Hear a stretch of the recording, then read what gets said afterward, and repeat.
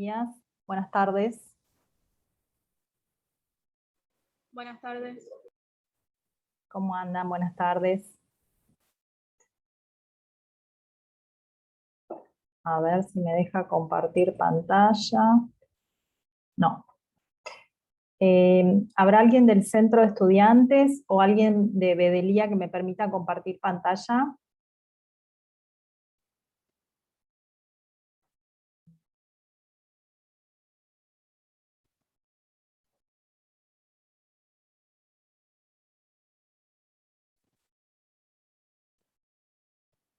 Ahí ya estoy, chicos. Voy a mandar un mensaje.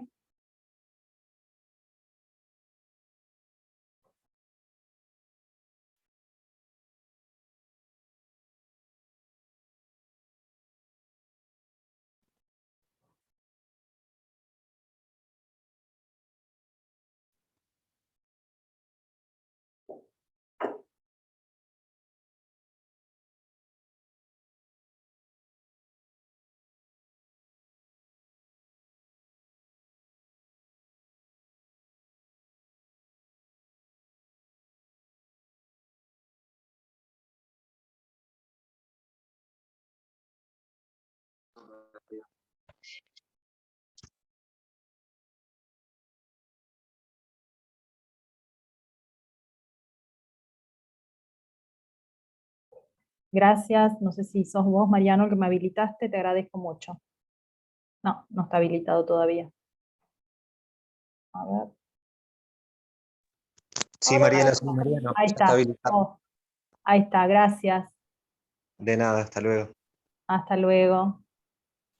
Bueno, me presento. Yo soy la doctora Mariela Ledesma, una de las ayudantes de la Comisión 1, ¿sí? Y vamos a arrancar a ver la clase conmigo que tiene que ver con la disolución, las causas y la disolución del matrimonio, ¿sí? Voy a comenzar a abordar la clase compartiendo este PowerPoint y cualquier cosa, cualquier duda que tengan me van avisando para evacuar la consulta, ¿sí? Perfecto. Bueno, voy a minimizar esto. Bueno, como les decía antes, vamos a arrancar a ver la unidad 7, apartados 1, 2 y 3, y mañana vamos a ver el apartado 4 también de esta unidad, y vamos a empezar a hablar de las causas de disolución del matrimonio, ¿sí? Para que podamos hablar de la disolución del matrimonio, tenemos que pensar que para que se disuelva el vínculo matrimonial, se tiene que extinguir este vínculo jurídico que nace como consecuencia de la celebración del matrimonio por la concurrencia de causales que sean sobrevinientes a la celebración de este matrimonio. Por lo tanto, tenemos que hablar de un matrimonio que sea válido, ¿sí? A diferencia de lo que puede ocurrir cuando estamos en presencia de una nulidad de matrimonio, que en realidad el matrimonio no nace como tal. Por lo tanto, para que podamos hablar de disolución de matrimonio, tenemos que hablar de la existencia de un matrimonio válido, ¿sí? Bien, si nosotros hacemos un estudio o una evolución histórica de las causas por las cuales se disolvía el vínculo matrimonial desde el Código Civil originario, vamos a ver que el codificador solamente reguló la disolución del vínculo matrimonial con la muerte de alguno de los cónyuges, ¿sí?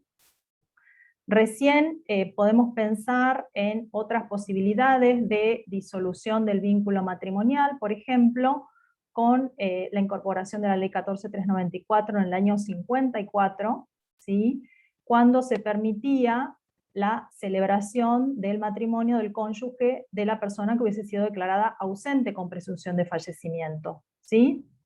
Y después también se permitió por la conversión de la sentencia de separación personal que se permitió con la ley 2393 en el año 88, esa posibilidad de conversión de la separación en divorcio vincular. Pero ahora vamos a ver un poquito mejor, a desmenuzar todos estos antecedentes históricos. Esto es simplemente un pequeño resumen. Recién vamos a poder hablar de divorcio vincular, es decir, que genera la disolución y la extinción del vínculo matrimonial con la ley 23.515 en el año 1987, a la cual sumamos esas causas de disolución del matrimonio que habíamos dicho, la muerte o el matrimonio del cónyuge de la persona declarada ausente con presunción de fallecimiento. Le sumamos esta otra causal recién en el año 1987, cuando se incorpora en nuestro derecho positivo la posibilidad del divorcio vincular. Vamos a ver que entre esta ley 23.515 y el Código Civil actual, en lo que tiene que ver con la causal de disolución del vínculo matrimonial por la ausencia con presunción de fallecimiento, en la 23.515 se permitía al cónyuge que haya sido declarado ausente que pueda recobrar su aptitud nupcial, ¿sí? Pero una vez que haya tenido una sentencia que declare que existía una ausencia con presunción de fallecimiento de su otro cónyuge, y el vínculo subsistía hasta que contrajera nuevas nupcias. Es decir, aunque tuviera la sentencia de declaración de ausencia con presunción de fallecimiento de su cónyuge, recién se le disolvía el vínculo cuando contraía nuevas nupcias. Es decir, el vínculo matrimonial subsistía, aún teniendo esa sentencia de ausencia con presunción de fallecimiento, hasta tanto contrajera nuevas nupcias, en el cual recobraba esa aptitud nupcial. Hoy la diferencia de este supuesto de ausencia con presunción de fallecimiento en el Código Civil actual, vamos a ver que tiene como efecto inmediato de la sentencia firme de ausencia con presunción de fallecimiento la disolución del vínculo matrimonial. Y ahora vamos a empezar a hablar un poquito de cómo fue esta evolución histórica en lo que tiene que ver con la causa de disolución del matrimonio o del vínculo matrimonial en nuestro derecho interno. ¿Sí? El Código Civil en el año 1871 solamente preveía el matrimonio religioso, es decir, que todo lo atinente al vínculo matrimonial se regía por las normas eclesiásticas. Por lo tanto, todo lo atinente a la separación de cuerpos, como le llamaban antes, también estaba regido por las normas eclesiásticas o las normas de la Iglesia Católica. Por lo tanto, era la Iglesia Católica quien tenía competencia para poder separar, era una separación de cuerpos, no con efectos de disolución del vínculo matrimonial, sino con efectos de separación de cuerpos, ¿sí? Y vamos a ver que se extinguía solamente el deber de cohabitación y se mantenía el deber de fidelidad, con lo cual, si existía estos efectos de separación personal y se cometía adulterio, podía ser ese cónyuge que había cometido adulterio ser acusado criminalmente. Es decir, el matrimonio era para toda la vida. La única posibilidad de disolver el vínculo matrimonial era con la muerte de alguno de los cónyuges. Eso en el Código de Vélez. Vamos a ver que después, en el tiempo, tenemos una ley muy importante que ha sido la Ley de Matrimonio Civil, la 2393, que en el año 1888, ¿sí? Si bien seguía sosteniendo la indisolubilidad del vínculo matrimonial, incorpora algunas otras causales de separación personal subjetivas, ¿sí? A las que ya tenía el Código Civil de Vélez Sarsfield del 204, que eran adulterio, tentativa de uno de los cónyuges contra la vida del otro, ofensa física, malos tratamientos, incorpora la provocación de uno de los cónyuges a otro a cometer adulterio u otros delitos, sevicia, injurias graves, abandono voluntario malicioso. Y acá sí tenemos que la competencia era netamente del juez civil al incorporarse esta ley de matrimonio civil, ¿sí? Que intervenía tanto en el proceso de separación personal, ¿sí? Y los efectos que podían producirse tras la sentencia. Lo único que podía reclamar, o mejor dicho, la facultad que tenía el cónyuge inocente era a solicitar la disolución de la sociedad conyugal, como antes se llamaba, y conservaba la vocación sucesoria, ¿sí? Aunque estos derechos los perdía si contraía o estaba en pareja nuevamente. Después en nuestro derecho interno, fíjense que de 1888 saltamos al año 1954 con la ley 14394, que fue una ley que se llamó ley ómnibus porque incluyó otras materias, no solamente relativas a la posibilidad de conversión de la sentencia de separación personal en divorcio vincular, sino que incluyó otras cuestiones tales como la constitución de bien de familia, tales como la mayoría de edad, tales como la ausencia con presunción de fallecimiento. Es decir, por eso se llamó ley ómnibus, porque incluyó otras materias distintas a las que nos convoca este punto de la materia, ¿sí? Entonces, ¿qué hizo esta ley ómnibus en el año 1954, la 14394? Permitió la conversión de la sentencia de separación personal en divorcio vincular. Es decir, ahí sí permitía la extinción o la disolución del vínculo matrimonial, ¿sí? Pero esta ley duró muy poco, de 1954 a 1956, porque por un decreto del gobierno militar, el 4070, se suspendió la aplicación de esta norma, sobre todo la del artículo 31, que es la que permitió la conversión. Si bien dice que se suspendió la aplicación, los autores entienden que hubo una derogación de esta normativa, ¿sí? Es decir, que en el 56 volvimos a la indisolubilidad del vínculo que regía hasta ese momento, hasta que llegamos al año 1987 recién con la 23515, que es la que incorpora el divorcio vincular en nuestro derecho. Interín, esta ley que vimos antes, la 14394, hasta la 23515, tenemos esta otra ley que es la 17711, en el año 68, que si bien mantiene la indisolubilidad del vínculo que establecía la 2393, incorpora una nueva causal, dentro de esas causales subjetivas que existían, dentro de lo que era la separación personal, incluye una nueva causal que es la posibilidad de la presentación conjunta de ambos cónyuges. Una vez que transcurran 2 años de casados, podían peticionar el divorcio, ¿sí? Que era divorcio no vincular, lo que era la separación personal, siempre y cuando alegaran que existían causas graves que hacían moralmente imposible la vida en común. ¿Y esta ley por qué es importante en nuestro derecho? Porque es el primer antecedente que nos hace pensar en un reconocimiento al divorcio remedio, es decir, a la causal objetiva, sin alegación de culpa, ¿sí? Y esta ley también es importante porque importa un reconocimiento a la autonomía de la voluntad. El no tener que dar motivos ni explicaciones de por qué uno se quería divorciar no vincularmente, ¿sí? Después de la 17711 aparece esta ley que es muy importante en nuestro derecho, que es la Ley de Matrimonio Civil, en el año 1987, la 23515. Esta es la ley que incorpora en nuestro derecho positivo el divorcio vincular, ¿sí? Pero entre la 17711 y esta ley 23515, un caso judicial de la Corte Suprema de Justicia de la Nación, que fue el que dio la apertura y que fue el puntapié inicial para esta ley de matrimonio civil, que fue el caso Cejián con Sachs de Cejián, en el cual se planteó ante la Suprema Corte de Justicia de la Nación la inconstitucionalidad de la norma que establecía la indisolubilidad del vínculo matrimonial. Y por 3 votos contra 2,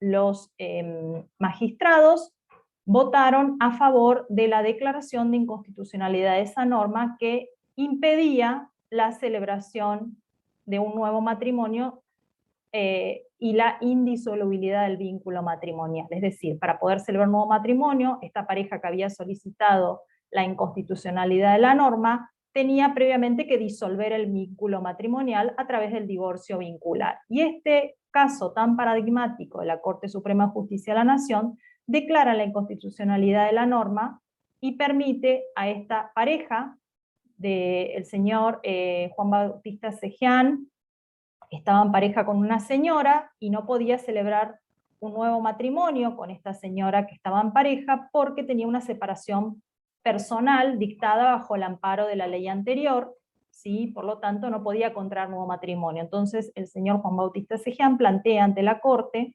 el planteo de inconstitucionalidad de esta norma. Una vez que se hace lugar a la inconstitucionalidad, se decreta el divorcio vincular de este señor y puede contraer nuevas nupcias con su pareja de ese momento. Entonces, este fue un caso muy paradigmático que dio lugar y apertura a esta ley de matrimonio civil, la 23.515. Y acá vamos a ver que coexisten con esta ley de matrimonio civil la separación personal, lo que antes se llamaba el divorcio no vincular, con el divorcio vincular, que es el que extingue este último, el vínculo matrimonial. Incorporando estos dos institutos, tanto la separación personal como el divorcio vincular, la posibilidad de invocar causales subjetivas y objetivas.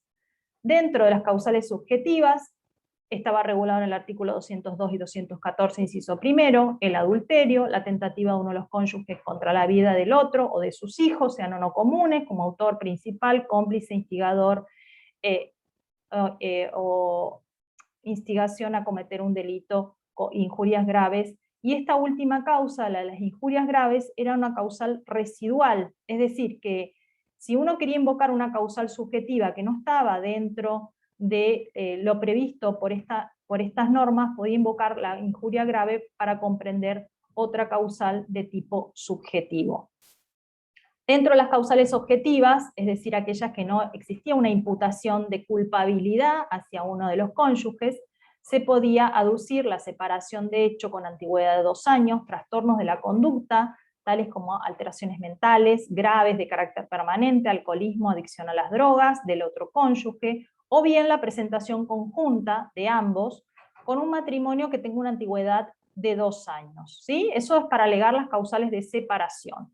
Y en caso de querer alegar un divorcio vincular, había que alegar la separación de hecho con una antigüedad de 3 años, de estar separados, y en el caso de no estar separados, una presentación conjunta si bien antigüedad de 2 años. A ver, quiero ver las caras de ustedes, a ver cómo venimos. ¿Venimos bien? Voy muy rápido. No, bien, bien, por ahora bien, por ahora. Bueno, perfecto. Bueno, sigo. Entonces, haciendo un pequeño repaso, tenemos el Código Civil originario del año 1871, que solamente regulaba el matrimonio religioso y las causales de disolución o de separación que no producían la extinción del vínculo matrimonial, eran netamente reguladas por la Iglesia Católica, y la única vía capaz de extinguir el vínculo matrimonial, o el único supuesto, era la muerte. Después tenemos la 2393, que regula el matrimonio civil, la 14394, que fue suspendida por el decreto 4070, la 17711, el fallo del caso de la Corte Suprema de Justicia, y la 23515, que es la ley que incorpora el divorcio vincular en nuestro derecho. Otra cuestión que también incorpora la 23515 es esta posibilidad que le otorga la ley de convertir la sentencia de separación personal, que era el divorcio no vincular, en divorcio vincular. Entonces, si un cónyuge se presenta personalmente, un cónyuge separado personalmente solicitaba la conversión, debía acreditar al juez que habían pasado 3 años desde aquella sentencia de separación personal firme, en los casos de causales subjetivas del 202, de separación de hecho el 204, de trastornos de la conducta el 203 o de presentación conjunta el 205. En cambio, si van ambos cónyuges a pedir la conversión, existiendo una sentencia de separación, ese plazo se reducía a 1 año también en las causas que vimos anteriormente, salvo el de trastornos de conducta. Entonces, esta ley anterior, que rigió hasta que entró en vigencia el Código Civil y Comercial, nos proponía un régimen de divorcio vincular, es decir, aquel que extinguía el vínculo matrimonial, tanto por causales subjetivas como por causales objetivas. Y por el otro lado también regulaba la separación personal, también por causales subjetivas y causales objetivas. ¿Por qué se mantuvo la separación personal y no se reguló solamente el divorcio vincular? porque había una fuerte puja entre la Iglesia Católica y el Estado por esta cuestión de dejar algo intermedio, ¿sí?, que no produzca la disolución del matrimonio. Por eso es que se sostuvo, digamos, esta institución o este instituto de la separación personal sin que produzca la extinción del vínculo matrimonial, que solamente relegue, digamos, a los cónyuges del deber de cohabitación.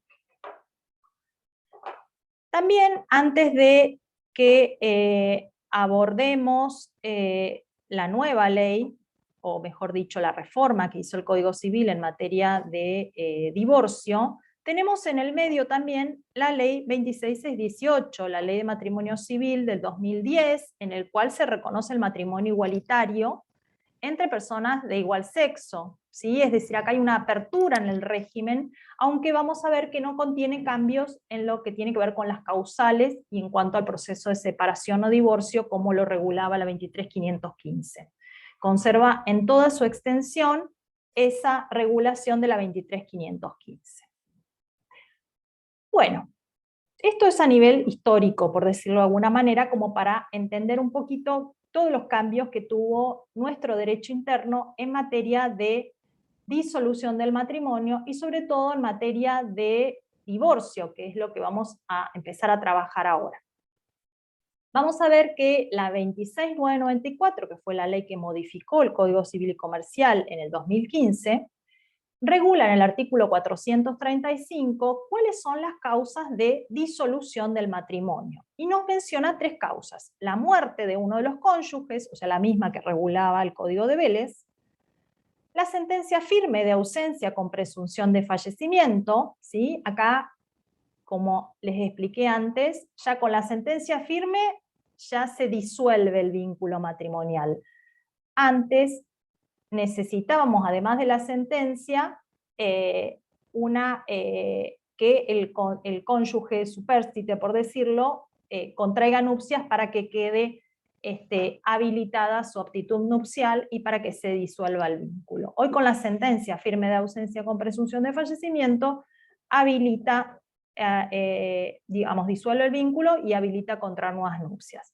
Y el divorcio declarado judicialmente. Acá hay un cambio de terminología, ya no hablamos de divorcio vincular, sino de divorcio declarado judicialmente. Y esta es una aclaración que se hace, ¿por qué? Porque en otras legislaciones del derecho comparado se puede acceder a un divorcio por vía administrativa o por vía notarial, ¿sí? En nuestro derecho, el divorcio debe ser declarado por un juez. Bien. Entonces, tenemos 3 causas de disolución del vínculo matrimonial. La muerte. La muerte obviamente produce el nacimiento de ciertos efectos y produce el mantenimiento también de algunos derechos para ese cónyuge supérstite. Por ejemplo, en lo que tiene que ver con el parentesco por afinidad, van a subsistir aquellos impedimentos matrimoniales. También se mantiene el derecho de deber alimentario entre parientes afines. Los parientes afines son los que nacen como consecuencia de la celebración del matrimonio, ¿sí? Y algunos derechos y deberes que corresponden a los parientes afines se mantienen, como es el caso del derecho de deber alimentario, ¿sí?, ante el fallecimiento de uno de los cónyuges. También vamos a ver que perdura el derecho de comunicación entre parientes, ¿sí?, que también se encuentra previsto en la ley. También vamos a ver que el cónyuge supérstite conserva el derecho a permanecer en la vivienda que ha sido asiento de la familia, ¿sí? Tengamos en cuenta que el derecho a la vivienda es un derecho humano fundamental y que encuentra su reconocimiento, no solamente en el Código Civil y Comercial, sino en todo el cuerpo normativo constitucional y de derecho internacional que regulan el acceso a la vivienda. Hay una cuestión muy importante que se produce también con el fallecimiento de la persona, es que se cambia el estado de familia, es decir, de un estado civil o un estado de familia casado, se pasa a un estado viudal, ¿sí?, como consecuencia del fallecimiento. se recobra la aptitud nupcial y se extingue el régimen de comunidad. La vocación sucesoria, tengamos en cuenta que fallecido uno de los cónyuges, el cónyuge supérstite resulta ser heredero forzoso de ese cónyuge fallecido, ¿sí? En el caso de que el cónyuge fallecido hubiera gozado de alguna pensión o actividad remuneratoria, este cónyuge supérstite tiene derecho a percibir esa pensión, ¿sí? Goza del derecho a habitación viudal, que esto también se relaciona con el derecho sucesorio, y en el caso de que hubiera hijos menores, va a asumir la titularidad y el cuidado de los hijos menores de edad. También se dice que es importante porque al tiempo del fallecimiento se va a extender esta presunción de filiación matrimonial a los 300 días posteriores a la muerte. Esto en cuanto a los efectos que produce la muerte, que algunos derechos y facultades se sostienen como consecuencia de la muerte de uno de los cónyuges. El otro supuesto es más o menos lo que veníamos hablando cuando hablamos de la evolución histórica, que tiene que ver con la ausencia con presunción de fallecimiento, con el Código Civil, con la Ley 2393 del 88, el fallecimiento presunto no habilitaba al otro esposo a contraer matrimonio, ¿sí? No había posibilidad, por más fallecimiento presunto que haya, que se habilite a contraer matrimonio. Recién esto fue autorizado, digamos, o incorporado con la 14394, cuando autorizaba a contraer nuevo matrimonio, pero cuando, o sea, se habilitaba a contraer nuevas nupcias previo a existir una sentencia de declaración de ausencia con presunción de fallecimiento. De la misma manera que la 23515, ¿sí? Que disolvía el vínculo matrimonial. Y el Código Civil y Comercial dispone de pleno derecho, existiendo una sentencia de ausencia con presunción de fallecimiento, la disolución del vínculo matrimonial. Esto más o menos ya lo vimos, es la reseña que hablé del caso Cejian con Sachs, ¿sí? Que fue el puntapié inicial como disparador para incorporar en la 23515 el divorcio vincular, que ponía fin a la comunidad, ¿sí? A la comunidad de vida entre los cónyuges, ¿sí? Y que permitía, digamos, la posibilidad con la 23515 de tener estos dos institutos, la separación personal y el divorcio vincular. Hoy esas dos posibilidades, es decir, el divorcio vincular y la separación personal, que era el divorcio no vincular, no existe en nuestro derecho, ¿sí? Solamente tenemos reconocido el divorcio por declaración judicial o declarado judicialmente, y además eliminamos todas las causales, tanto subjetivas como objetivas, que se invocaban para solicitar ya sea el divorcio o la separación. Hoy no tenemos ni causales que invocar para poder divorciarse, ni podemos solicitar la separación personal. Bien, el artículo 437, cuando nos habla de quiénes están legitimados para poder iniciar el divorcio, es claro, y dice: el divorcio se decreta judicialmente a petición de ambos o de uno solo de los cónyuges, ¿sí? Entonces, vamos a ver que la petición, porque no es una demanda, es una petición, ¿sí? El término petición nos hace alusión que estamos eliminando toda posibilidad de controversia, ¿sí?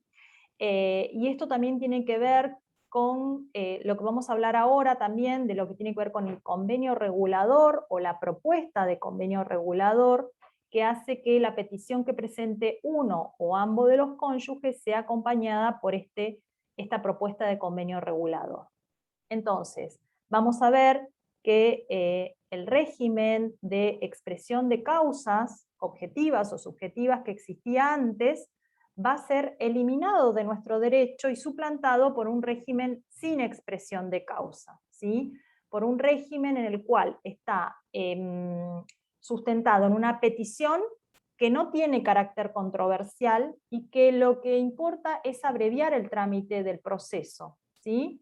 Condicionando a él o los cónyuges a la presentación de una propuesta reguladora de efectos. ¿Y por qué el código o por qué los redactores del anteproyecto del código pensaron en un divorcio incausado? Y esto dicen en los fundamentos: el respeto por la libertad, por la autonomía de la persona humana y su proyecto de vida impone la obligación de evitar forzar a un sujeto a continuar con un matrimonio que no desea. La protección integral de la familia, de tipo matrimonial, no implica desconocer los derechos fundamentales de cada uno de sus integrantes, quienes no pueden ver conculcados sus derechos a costa o por fuerza del matrimonio. Y también los que comentaban en el anteproyecto se referían a por qué se eliminaron estas causales subjetivas. Dice: la experiencia judicial ha demostrado el alto nivel de destrucción y desgaste emocional al que se someten los cónyuges y sus familias cuando se opta por un divorcio contencioso. Lo que pretende el anteproyecto es contribuir a la pacificación de las relaciones sociales en la ruptura matrimonial. A ver, voy a preguntar cómo venimos. ¿Venimos bien? ¿No se está, ¿no se está durmiendo nadie? No. Bueno, digo. Entonces, vamos a ver como notas distintivas de este nuevo código en materia de divorcio. Solamente vamos a decretar el divorcio vía judicial. No tenemos ni divorcio administrativo, ni divorcio notarial, ni un divorcio mixto que mezcle ambas cuestiones. Lo decreta el juez, ¿sí? Suprime la separación personal, lo que antes hablábamos de divorcio no vincular, se suprime la separación personal, ¿sí? No se exige plazo de espera, no tenemos que esperar 2 años para pedir el divorcio, no tenemos que esperar el plazo de 3 años de separación para poder decir que es causal objetiva.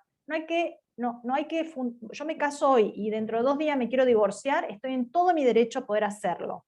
De hecho, hay causas que esperan 1 semana y se divorcian. Procede ante una petición unilateral o bilateral sin expresión de causa. Y lo que sí es muy importante es esto último: debe acompañarse una propuesta de convenio regulador. Si yo no acompaño la propuesta de convenio regulador, el juez me dice: momentito, acompáñeme la propuesta de convenio regulador, o de última manifieste que no tiene propuesta de convenio regulador a efectuar. ¿Qué quiere decir?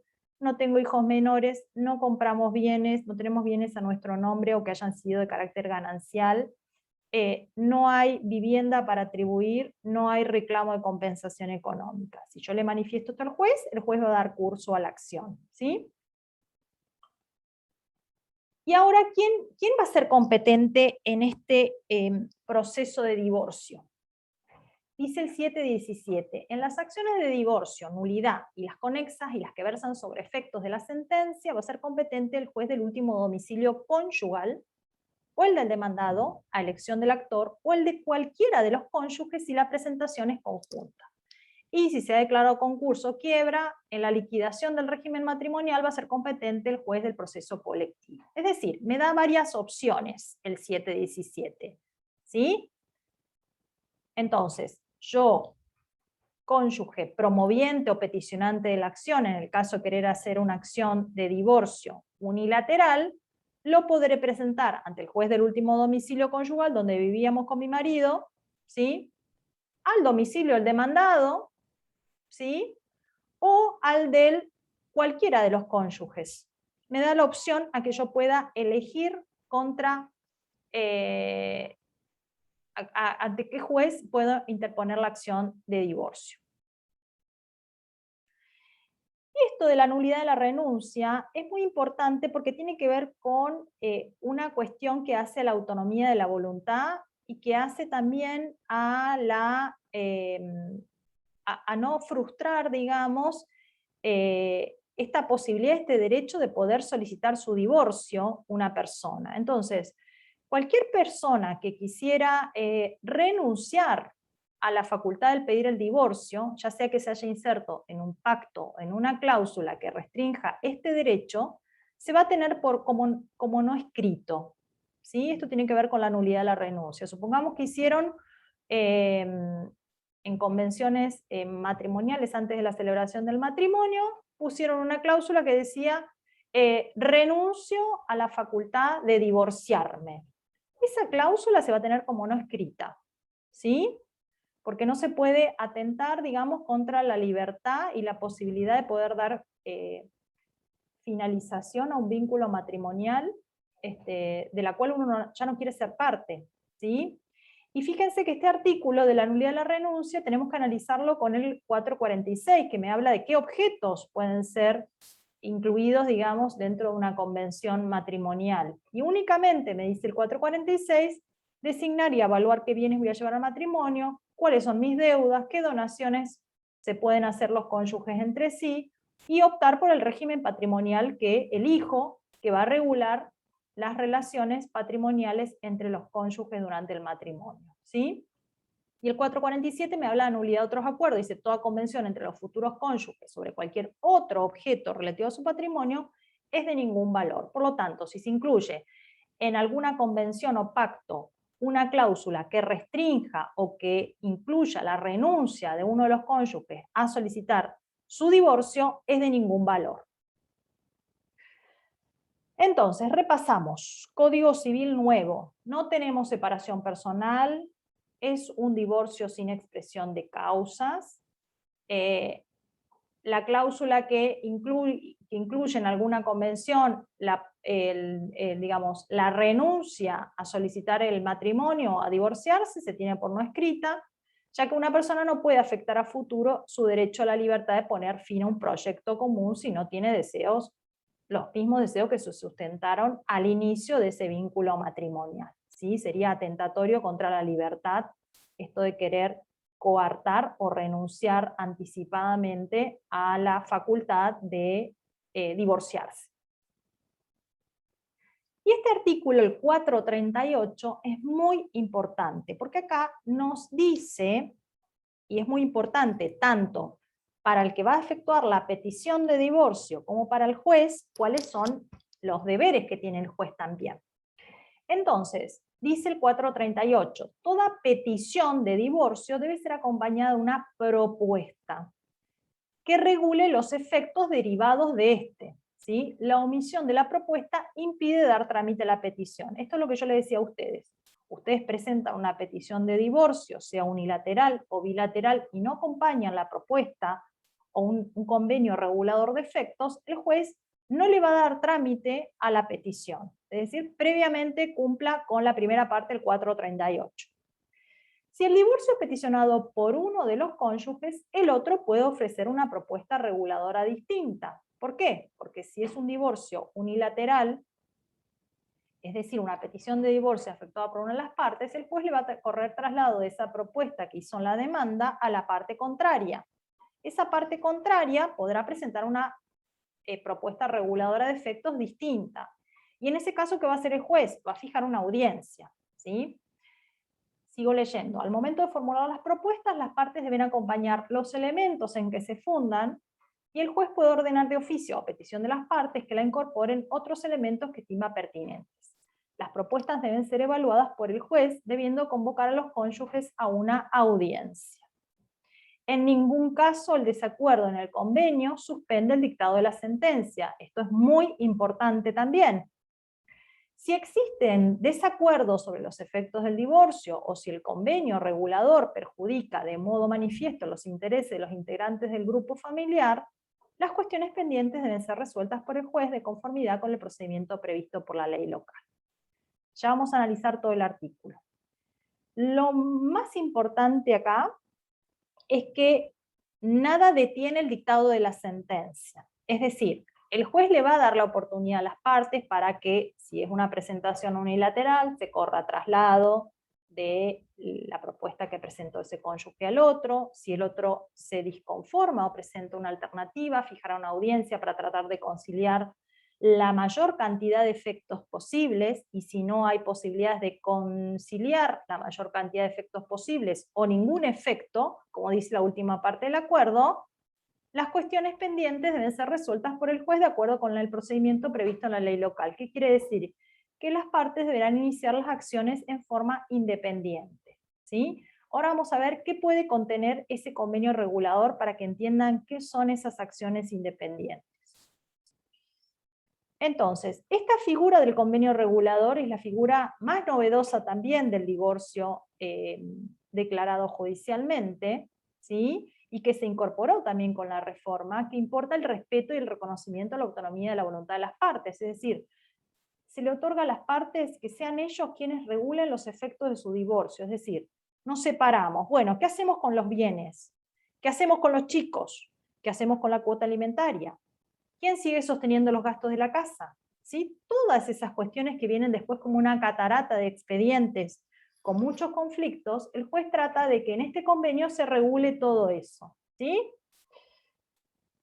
Entonces, se pueden presentar distintas situaciones. Primero, que haya una petición bilateral, es decir, cuando hablamos de petición bilateral, se trata de un acto jurídico bilateral. Ambos cónyuges se presentan y peticionan en forma conjunta su divorcio, ¿sí? Divorcio por presentación conjunta o bilateral, ¿sí? Entonces, puede existir que estos cónyuges que se presentaron en forma conjunta presenten un convenio regulador en el cual estén de acuerdo con todos los efectos del divorcio, ¿sí?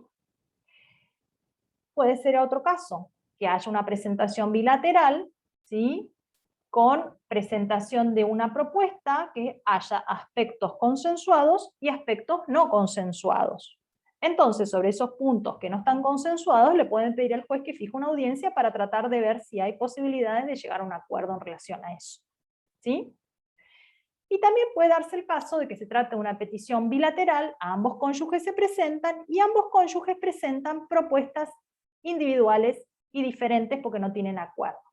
Que también en ese caso el juez fijará una audiencia para tratar de llegar a un entendimiento con las partes y que puedan llegar a un convenio regulador en el cual estén de acuerdo sobre todo o la mayoría de los puntos. Otro supuesto puede ser una presentación o petición unilateral, es decir, un único cónyuge, acto jurídico unilateral, que presenta una propuesta que después, cuando se le corre traslado, es aceptada por el otro cónyuge en todos sus términos, ¿sí? Se homologa eso, se dicta sentencia de divorcio, y en la sentencia de divorcio se homologa eso a la cual prestó conformidad ese cónyuge al que se le corrió traslado de esa petición con la propuesta del acuerdo. Otro supuesto es, se presenta en forma unilateral, ¿sí? Presentando una propuesta que no es aceptada por el otro cónyuge, que presenta una propuesta distinta.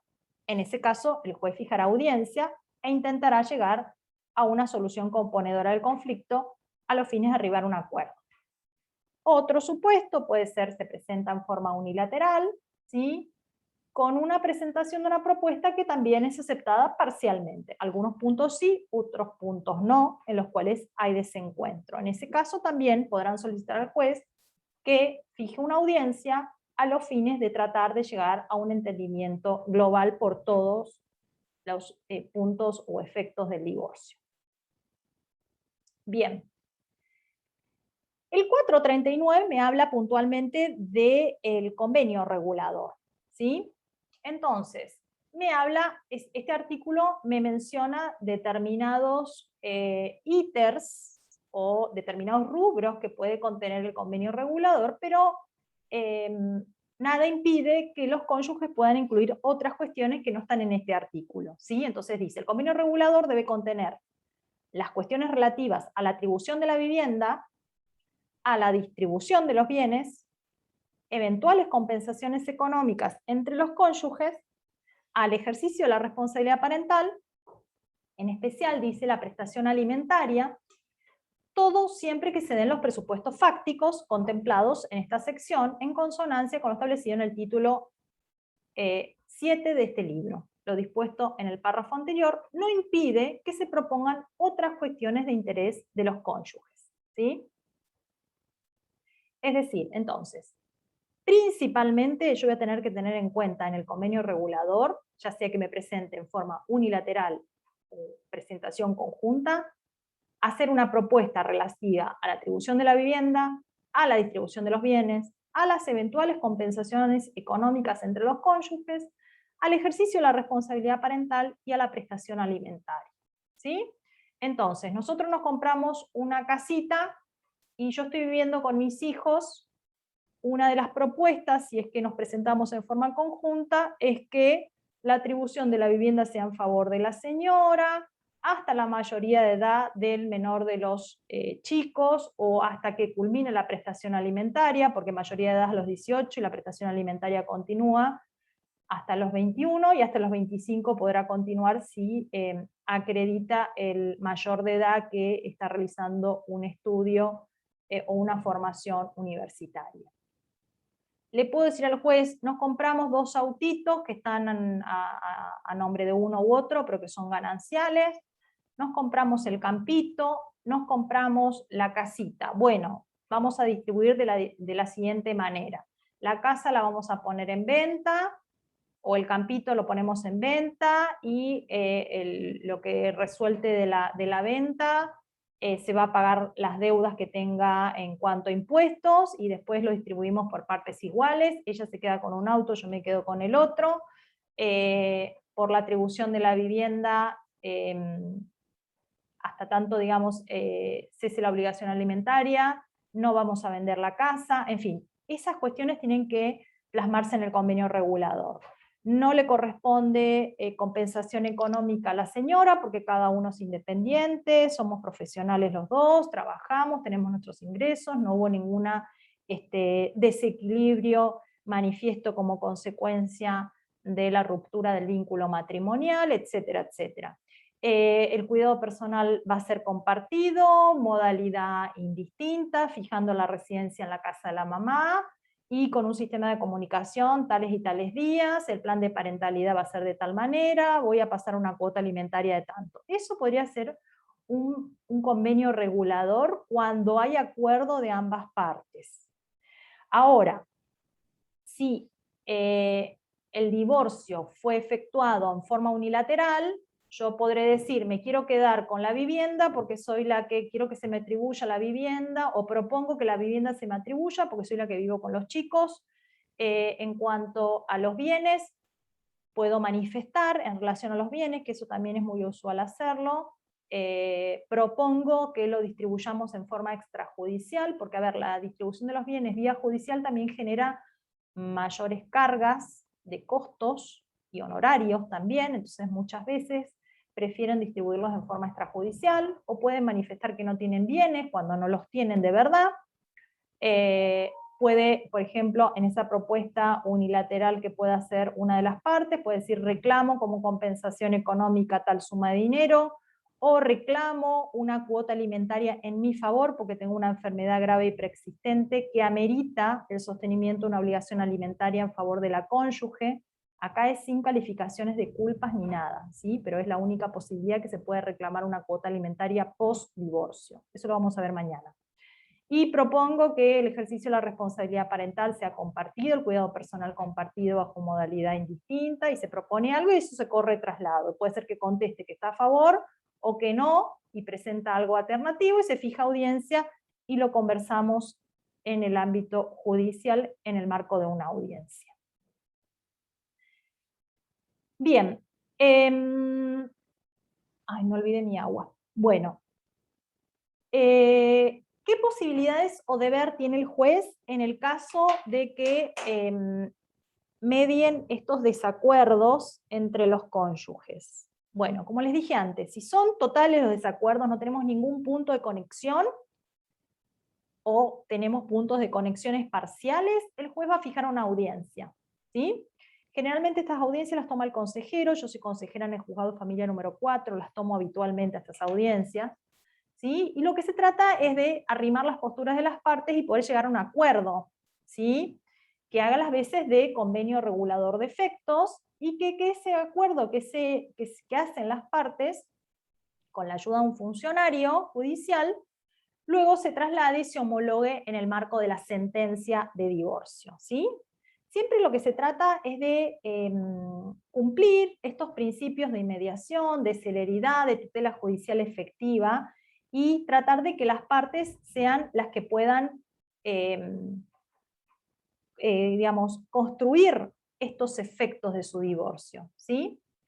En el caso de que no se arribe a acuerdo en esta audiencia, el juez va a dictar sentencia, ¿sí? Aún cuando no haya acuerdo, el juez dicta sentencia.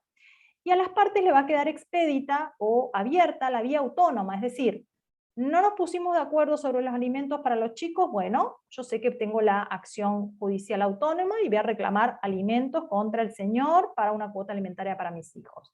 No me puse de acuerdo en relación a la distribución de los bienes habidos en matrimonio, iniciaré un expediente de liquidación de comunidad para ver si celebraremos nueva audiencia y veremos si podemos resolverlo en la etapa previa, y si no, el juez determinará qué bienes le corresponde a cada uno, ¿sí? Si tenemos una petición bilateral con propuesta consensuada, bueno, el juez decreta el divorcio, homologa el convenio. Acá estoy viendo una pregunta. Es una forma también de poder modificar la liquidación de la comunidad del 50 a recibir. A ver, ¿quién me está hablando? Así me lo explica. Eugenio, ¿me querés ampliar tu pregunta? Creo que acaba de salir del grupo. No le contesté y se fue. Bueno. Pero yo creo que se refiere a lo que dice al momento de la disolución del matrimonio, que no se pueden hacer pactos de dividir sí o sí tiene que ser, si están sometidos al régimen de comunidad, sí o sí tiene que ser el 50-50, no se puede pactar ningún acuerdo. Yo creo que se refiere a eso. En realidad lo que corresponde es el 50%, ¿sí? Uno puede compensar porque, por ejemplo, puede ser que un bien tenga un mayor valor que otro en un bien mueble registrable como es un automotor, y se compensa y quizás no se reciba el 50 de la casa, se recibe un poquito más porque ya se recibió del auto un valor mayor, ¿sí?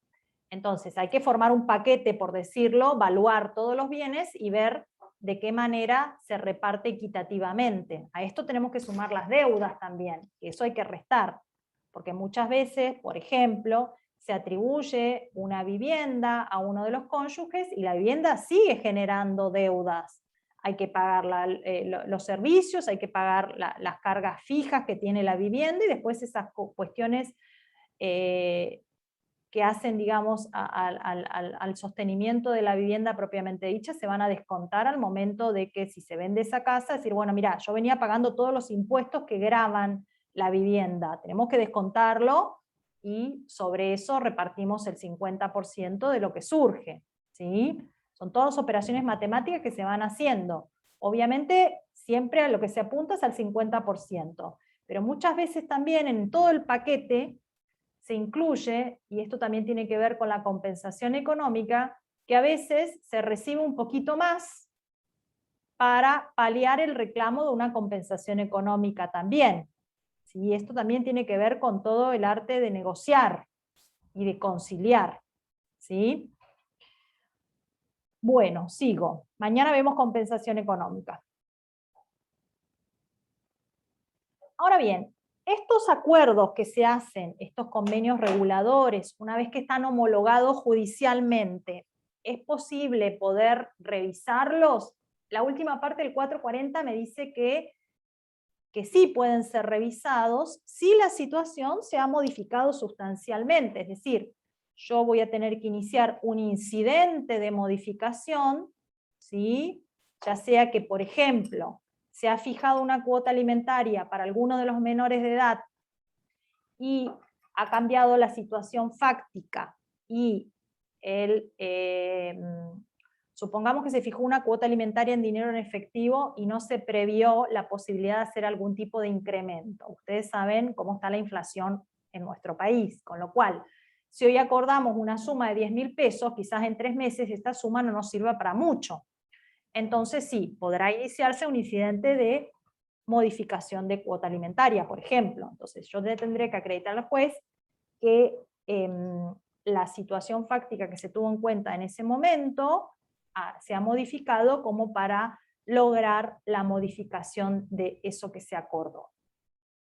Y en cuanto a la eficacia del convenio regulador, también es importante que el juez puede exigir al obligado garantías reales o personales como requisito de aprobación del convenio. Es decir, muchas veces cuando las partes vienen a la audiencia que tienen conmigo, no está en el expediente ni el título de propiedad de la vivienda, ni un informe de dominio que me acredite que realmente la vivienda es de esa persona o el automotor es de esa persona.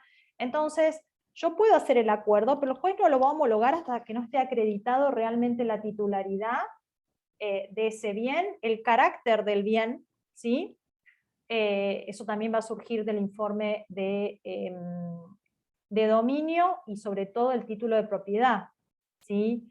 En el título de propiedad hay una parte en el cual cuando uno compra un inmueble hay que poner el origen de los fondos, es decir, uno puede decir, este inmueble lo compro con dinero recibido de una donación efectuada por mis progenitores, o este inmueble lo compro por dinero proveniente de una sucesión de mi abuela. Entonces, en ese caso, el inmueble, por más que haya sido comprado de estado civil casado, detenta el carácter de propio, por lo tanto, no va a formar parte de una distribución de bienes. Por eso es muy importante tener en cuenta esas cuestiones al momento de homologar el acuerdo. Es decir, el juez va a hacer otro control sobre, digamos, el convenio que presentan las partes o sobre el convenio que se haga en un acta judicial.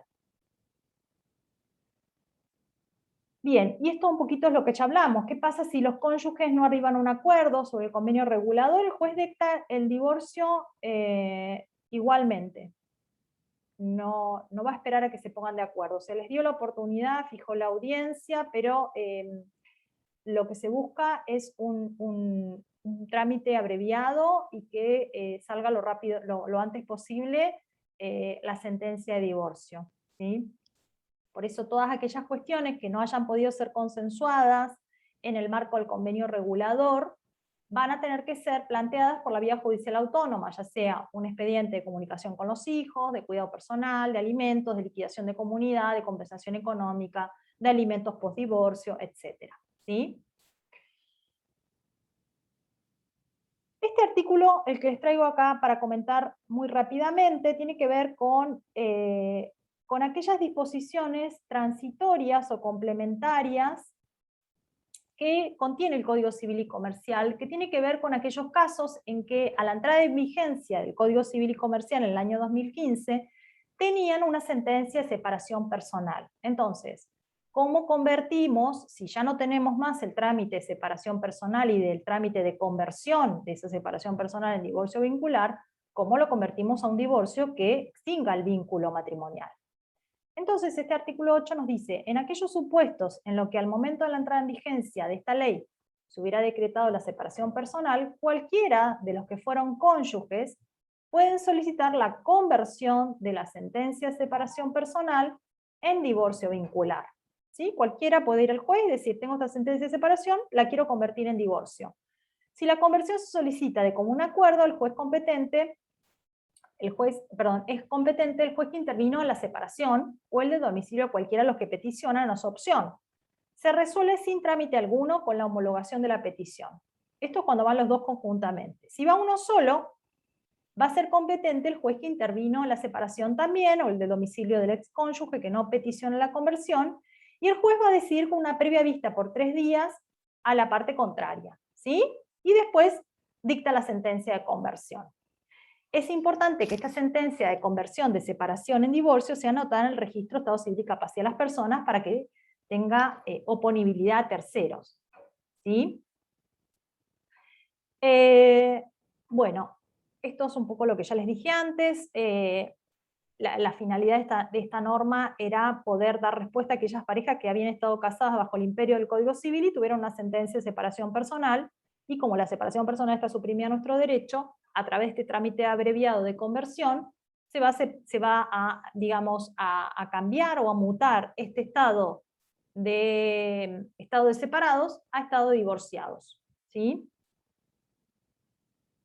Otra norma también muy importante que la pueden llegar a ver en distintos casos que también se han planteado en la jurisprudencia, tiene que ver con qué pasaba con aquellos divorcios que habían sido iniciados bajo el amparo de la ley anterior, en la cual teníamos un divorcio vincular con expresión de causas o con sujeto a causas subjetivas, en su caso, es decir, divorcios contradictorios, controvertidos, en la cual había una contienda entre las partes. ¿Qué pasaba con esos divorcios que todavía no tenían sentencia a la entrada en vigencia de esta ley? Y acá rige el artículo 7, que dice que a partir de la entrada en vigencia las leyes se aplican a las consecuencias de las relaciones y situaciones jurídicas existentes. Es decir, el juez tiene que dictar la sentencia de acuerdo a la ley vigente al momento que va a dictar la sentencia, ¿sí? Es por eso que se dice que a partir de la entrada en vigencia las leyes van a tener su aplicación en su máxima extensión, no solo a los hechos y relaciones futuras, sino a los que hayan nacido bajo el amparo de la ley anterior y se encuentren en plena vigencia al dictarse una legislación nueva, y van a regir también para los hechos que están en curso de desarrollo, ¿sí? Esto no implica una retroactividad de la ley, ¿sí?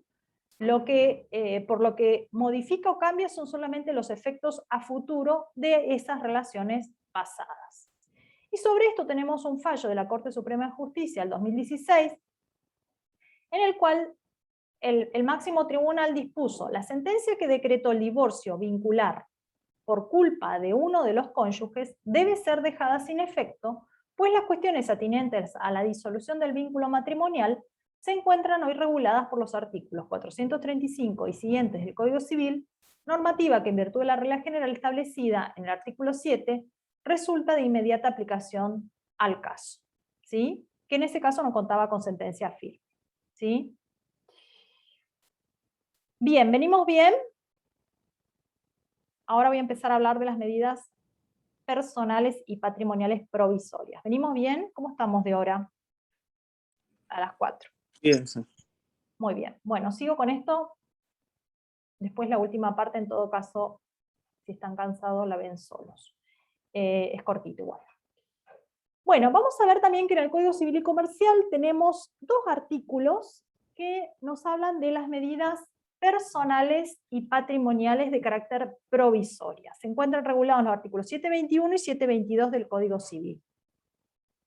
Estas medidas previsionales son medidas, ¿sí?, que puede adoptar el juez y que ameritan una decisión judicial urgente, ¿sí?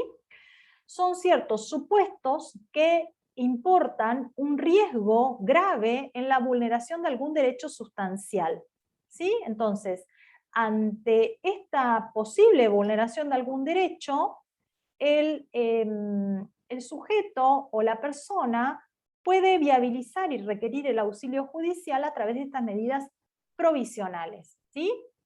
Que en algunos casos vamos a ver que dependen de un proceso principal concomitante, es decir, que se puede iniciar al mismo tiempo, o uno posterior que puede ser mutable o sustituible, ¿sí? El 721 nos habla de las medidas previsionales, pero que son relativas a las personas en el divorcio y que se aplican también a la nulidad de matrimonio.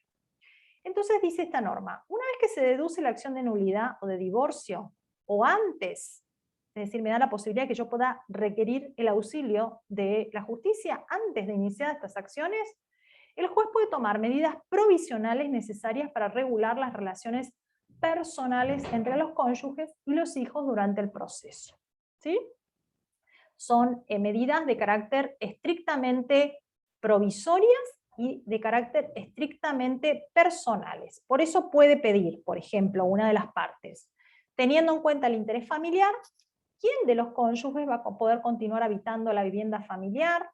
Se va a poder hacer un inventario de los bienes, qué bienes retira el que dejó el inmueble, ¿sí? También se podrá requerir el establecimiento de una renta, es decir, un canon locativo por el uso exclusivo que de la vivienda haga el otro de los cónyuges, ¿sí? podrá ordenar el juez como medida provisional urgente la entrega de los bienes de uso personal. Supongamos que se tiene que ir de la casa, bueno, ordenar como medida provisional la entrega de los usos personales, sus documentos, las tarjetas, ropa de uso personal, cuestiones que tienen que ver con lo atinente a su trabajo, de uso profesional, ¿sí? Disponer también un régimen de alimentos y ejercicio del cuidado de los hijos, ¿sí? Determinar los alimentos que solicite el cónyuge teniendo en cuenta las pautas del 433, ¿sí? Estas medidas provisionales relativas a las personas son ordenadas a pedido de parte, e incluso en ciertos casos el juez, si advierte cierta vulneración de los derechos de alguno de los cónyuges, lo podrá otorgar de oficio, ¿sí? Son medidas anticipadas urgentes, provisionales, ¿sí? Y la idea de estas medidas, o la finalidad inmediata, es evitar el daño, el perjuicio derivado de este desquicio matrimonial al que muchas veces se ven inmersos los cónyuges al finalizar una relación matrimonial. Su finalidad es no instrumental, ¿sí? No tienen el mismo carácter que las medidas cautelares de los demás procesos en general, ¿sí? No tienen por objeto asegurar la efectividad de la sentencia, sino lo que buscan es anticipar total o parcialmente y provisoriamente los efectos declarativos o ejecutivos de una pretensión. Es muy importante que el juez determine para alguna de las medidas de carácter personal, por ejemplo, el plazo de vigencia, ¿sí? La idea es poder preservar la buena fe en el trámite del proceso y evitar que esa medida que se ha ordenado sea extorsiva para alguna de las partes. El juez competente es el del divorcio, ¿sí? O el de la nulidad, en el caso que estemos hablando de una nulidad de matrimonio. Y en ciertos casos, cuando, si bien hay muchas de estas medidas de carácter personal que se pueden adoptar inaudita parte, es decir, sin correrle el traslado a la otra parte, por el principio de bilateralización del proceso, en muchos casos el juez puede bilateralizar esta petición y correrle un traslado abreviado a la otra parte, ¿sí? Entonces, repasando cuáles podrían ser medidas de tutela personal: la atribución de la vivienda, el inventario, la renta que se pueda reclamar por el uso de la vivienda que haga el otro cónyuge, los alimentos provisorios, régimen de cuidado personal, todo lo atinente a la responsabilidad parental, que también va a ser un tema que lo vamos a ver conmigo, alimentos provisorios para el cónyuge también, y la entrega de los bienes indispensables para uno de los cónyuges. ¿Cuáles son los recaudos de procedencia de estas medidas de carácter provisorio y personales? Los que se pide siempre, ¿no? Para toda medida cautelar, es decir, la verosimilitud en el derecho, el peligro en la demora y la contracautela, pero con una cierta diferenciación de lo que tienen que ver con las medidas cautelares en general. Primero, en lo que tiene que ver con la verosimilitud en el derecho siempre va a ser exigido. ¿Cómo acreditamos? Acreditamos con la existencia de una comunidad de vida, es decir, con la partida de matrimonio, por ejemplo. ¿Cómo acreditamos la condición de ser progenitores cuando queremos pedir el cuidado personal unilateral o un cuidado personal provisorio? Con la partida de nacimiento de los chicos. De esa manera vamos a acreditar la verosimilitud en el derecho, ¿sí? El peligro en la demora, acreditando que hay una situación urgente que merece una tutela judicial, que no puede demorarse, ¿sí? Por el peligro irreparable que tienen las tutelas anticipadas, ¿sí? Y en muchos casos esta presunción, este peligro en la demora, se presume, como es el caso, por ejemplo, de los alimentos provisorios en favor de los hijos. Hay una presunción de necesidad que la ley no requiere de prueba alguna, ¿sí? Y en cuanto a la contracautela, no es necesario exigir contracautela dada la naturaleza que tienen estas medidas cautelares. Ahora vamos a ver el otro artículo que me habla de las medidas provisionales pero relativas a los bienes en el divorcio y en la nulidad del matrimonio, ¿sí?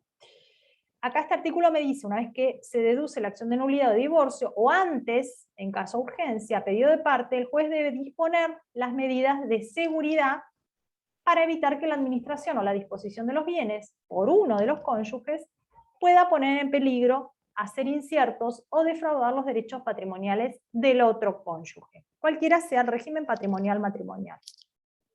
También puede ordenar medidas tendientes a individualizar la existencia de los bienes o de los derechos de los que los cónyuges fuesen titulares.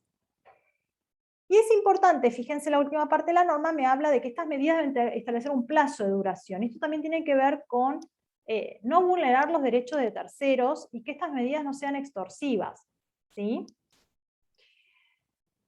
Entonces, estas medidas provisorias de protección de los bienes muchas veces tienen como finalidad restringir el poder de administración o el poder de disposición que uno de los cónyuges haga y que pueda poner en riesgo el patrimonio que después se va a dividir o se va a distribuir obtenida la sentencia de divorcio, ¿sí? Muchas veces lo que se hace son como medidas preparatorias tendientes a conocer cuál es el caudal matrimonial o patrimonial, mejor dicho, ¿sí? Entonces para esto vamos a requerir efectuar ciertas medidas, como son la averiguación judicial de existencia de bienes, ahora vamos a ver qué medidas pueden ser, ¿sí? Y es muy importante saber qué es lo que se va a pedir o saber sobre cuál es el patrimonio que pudiera existir como consecuencia de esta comunidad de vida que han tenido los cónyuges. Muchas veces vemos casos que él o la cónyuge no saben qué bienes forman parte de la comunidad, ¿sí? Entonces es importante averiguar, a través de ciertas medidas cautelares, qué bienes hay y tratar de cautelarlos para que el otro cónyuge no se desapodere de esos bienes y pueda generar un fraude a la comunidad. Todas las medidas que tengan que ver con cautelas patrimoniales deben ser requeridas a pedido de parte. No son dispuestas ni declarables de oficio por el juez, a diferencia de las personales que vimos recién, ¿sí? Estas medidas tienden a asegurar los efectos del divorcio, ¿sí? Asegurar sobre todo los efectos de toda la órbita matrimonial, ¿sí? Son diligencias preliminares, como les dije antes, que tienen una naturaleza preparatoria del proceso cautelar. Saber qué tengo para cautelarlo, ¿sí? En algunos casos, esto tiene que ver con la individualización de los bienes. O sabiendo qué bienes hay, evitar que la administración, que pueda ser uno de los cónyuges, ponga en peligro o haga incierto de fraude los derechos del otro. Y la importancia del plazo, ¿sí? Para evitar esta extorsión que les decía a ustedes, ¿sí? O imposibilitar el desenvolvimiento de algún negocio de el otro cónyuge. Bien, como ejemplos en cuanto a qué medidas cautelares patrimoniales podría reclamarse bajo el amparo del artículo 722 del Código Civil, es decir, aquellas medidas que van a tener, por ejemplo, evitar que la administración o la disposición de los bienes pueda ser inciertos o defraudar los derechos del otro cónyuge, tenemos la posibilidad de pedir un embargo, ¿sí? Sobre los bienes gananciales, y aún podemos pedir un embargo sobre los bienes propios del otro cónyuge. Podemos pedir un embargo sobre los títulos, sobre los valores, la medida de prohibición de innovar, una medida de prohibición de contratar. Podemos pedir también una intervención judicial de entes societarios que tuviera el otro cónyuge, ¿sí? Inclusive que tuviera con un tercero. Esto es de interpretación restrictiva porque puede estar afectando los derechos de un tercero. Y también dentro de las medidas que entran dentro del 722 están aquellas medidas que tienden a individualizar los bienes que formarían parte de la masa ganancial, ¿sí? Por ejemplo, podrán ser libramientos de oficios, designaciones de deudores informantes cuando no se tiene documentación sobre la existencia de una composición societaria, por ejemplo, o qué participación tiene un cónyuge en tal o cual sociedad, ¿sí? Acá también necesitamos estos tres presupuestos: la verosimilitud, el peligro en la demora, la contracautela. La verosimilitud en el derecho está dada por esa presunción de ganancialidad que me va a dar la partida de matrimonio. El peligro en la demora, la urgencia, es decir, lo podré iniciar antes del inicio de la acción de divorcio, ¿sí? Con solo acreditar que existiría una situación de riesgo, ¿sí? No es necesario la contracautela, aunque en algunos casos el juez puede exigir una cautela real cuando hubiere terceros o cuando pudiese ser potencialmente dañosa al otro cónyuge. cualquiera puede solicitar estas medidas cautelares de carácter patrimonial, cualquiera de los cónyuges, sean actores o demandados. El juez tiene que fijar un plazo de vigencia o duración, a los fines de evitar esto que veníamos hablando, un ejercicio abusivo, ¿sí?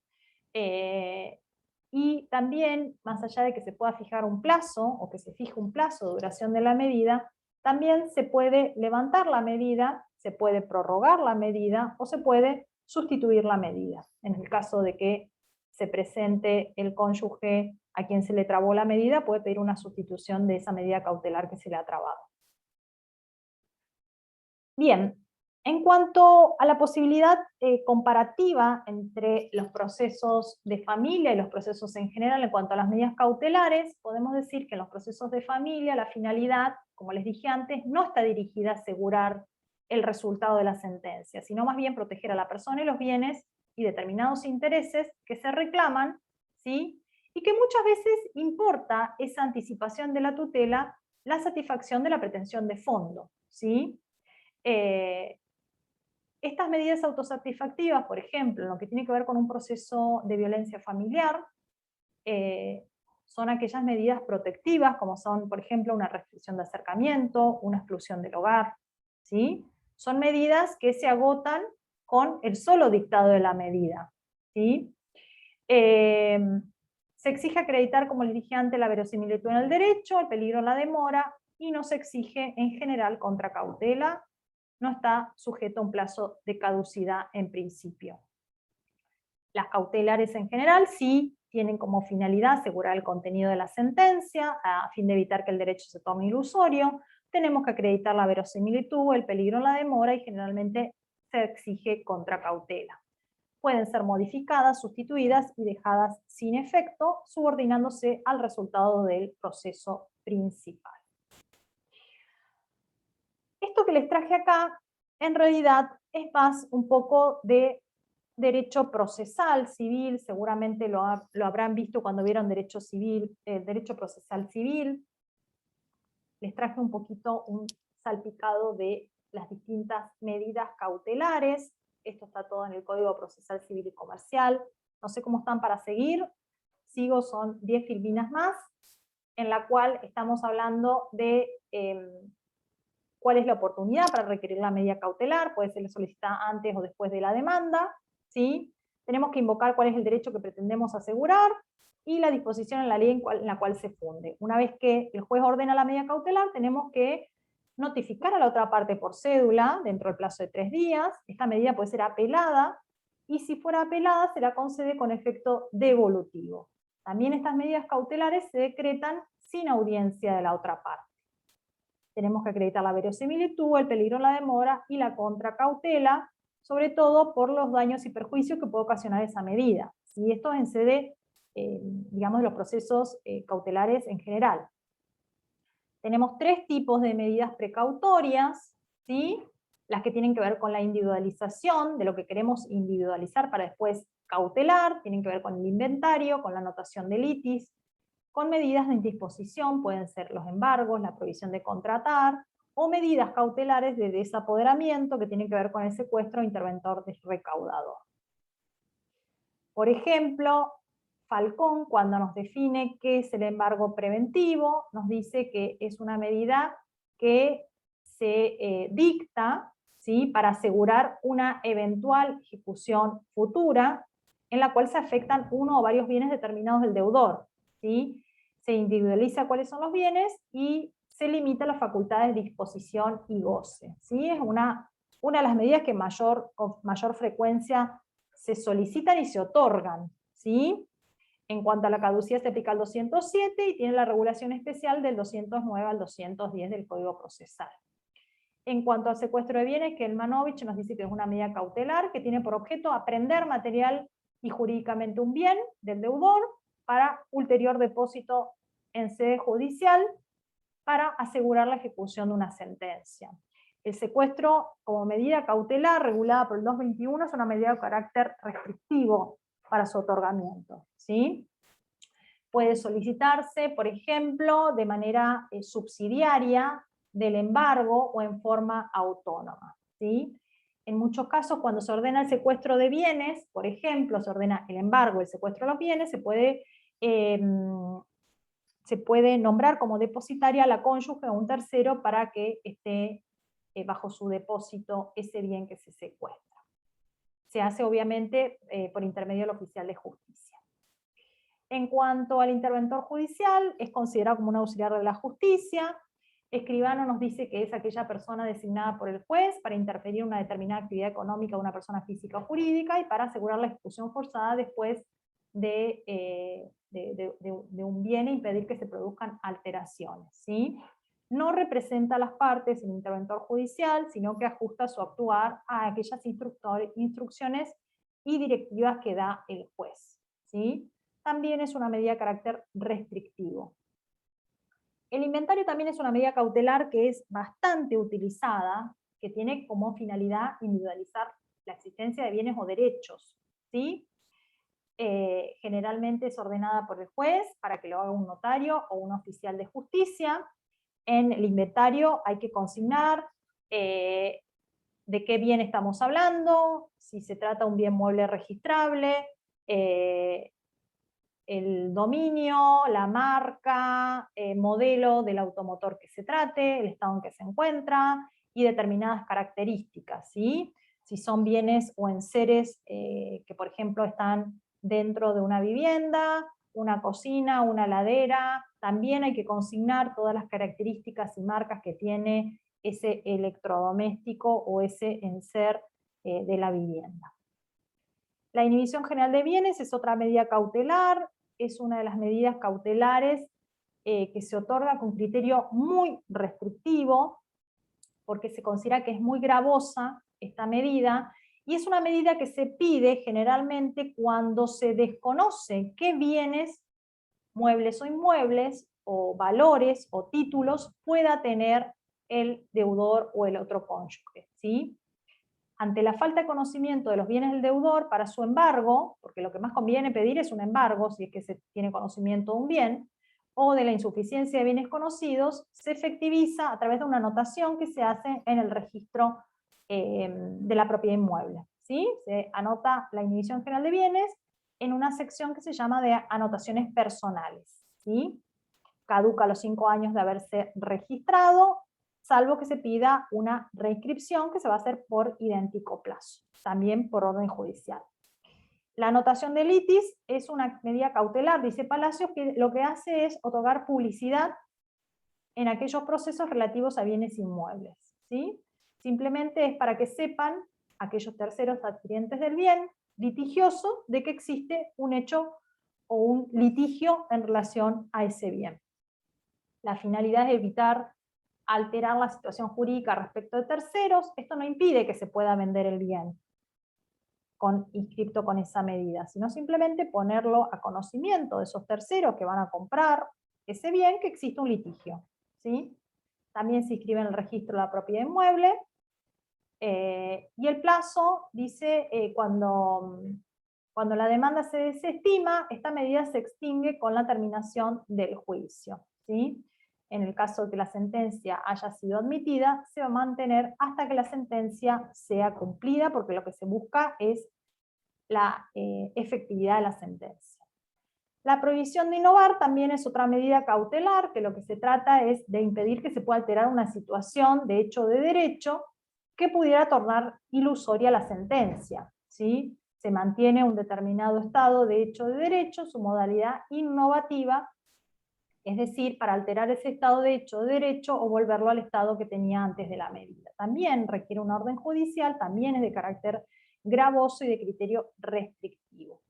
Y se efectiviza mediante la notificación al cónyuge o terceros y también con informes a los registros en el caso de que se trate de una medida de no innovar o de innovar sobre un bien registrable.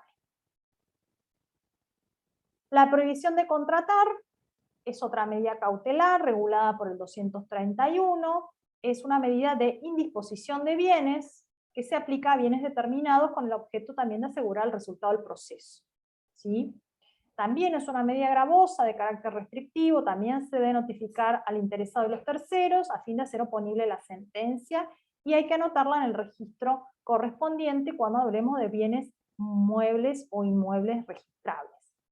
La finalidad es proteger los derechos del cónyuge peticionario, impidiendo que el otro cónyuge celebre actos respecto de bienes gananciales o de bienes propios, en su caso, que pudieran afectar luego la liquidación o la distribución de los bienes.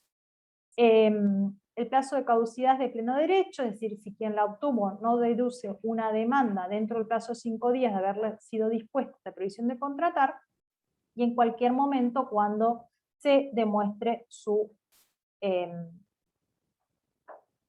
improcedencia. A ver dónde se me fueron. Acá. Y hemos terminado, chiquillos. Bueno, cuéntenme. ¿Se entendió? ¿Necesitan hacer una pregunta? Fue muy rápido. Igual ahora le subo el Power a la plataforma, así lo pueden volver a mirar y repasar de vuelta. Obviamente todo lo que vemos en la clase, después lo tienen que reforzar con la bibliografía, pero es más que nada un pantallazo de los principales temas que están en el programa, cada clase que se aborda. ¿Alguna pregunta? No, No, no.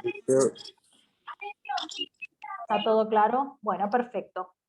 Bueno, chicos, mañana nos vemos a las 3. Vamos a ver el puntito 4 que nos queda de esta bolilla.